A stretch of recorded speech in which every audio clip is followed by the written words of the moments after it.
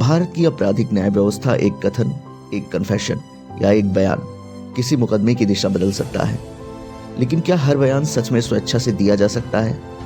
क्या पुलिस दबाव का कोई असर होता है? और क्या पीड़िताओं का बयान सुरक्षित तरीके से रिकॉर्ड किया जाता है? इन सभी सवालों के जवाब देता है बीएनएस की धारा 182 से 184। धारा 182 एक सीधी और कठोर चेतावनी है। कोई भी पुलिस अधिकारी, कोई भी प्राधिकरण किसी भी व्यक्ति से धमकी, प्रलोभन या वादे के आधार पर बयान नहीं ले सकता। ये प्रावधान अभियुक्त के स्वयं को दोषी सिद्ध करने के लिए बाध्य न किए जाने के मौलिक अधिकार की रक्षा करता है, लेकिन यह भी उतना ही महत्वपूर्ण है कि पुलिस किसी भी व्यक्ति को स्वेच्छा से बयान देने से रोक नहीं सकती। यानी संतुलन पुलिस के व्यवहार पर रोक, पर स्वैच्छिक सत्य बोलने की आजादी बरकरार रखती है। भारत में कोई भी कन्फेशन पुलिस के सामने नहीं, बल्कि केवल मजिस्ट्रेट के सामने ही वैधानिक रूप से स्वीकार किया जाता है। धारा 183 इसे ही सुनिश्चित करती है। मजिस्ट्रेट चाहे उस क्षेत्राधिकार में हो या नहीं, इन्वेस्टिगेशन के दौरान या ट्रायल शुरू होने से पहले वह आरोपी का बयान या कन्फेशन दर्ज कर सकते हैं, और सबसे महत्वपूर्ण, बयान ऑडियो वीडियो रिकॉर्डिंग के माध्यम से भी हो सकता है, वकील की उपस्थिति में, ताकि न्यायिक पारदर्शिता बनी रहे।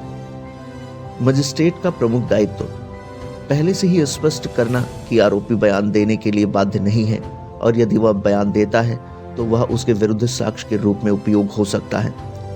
मजिस्ट्रेट तभी कन्फेशन दर्ज करते हैं जब उन्हें पूर्ण विश्वास हो जाता है कि कथन पूरी तरीके से स्वेच्छा से है, किसी भी दबाव, भय या लालच के तहत नहीं। यदि आरोपी कह दे कि मैं कन्फेशन नहीं करना चाहता, तो कानून साफ कहता है कि फिर उसे पुलिस हिरासत में नहीं भेजा जा सकता।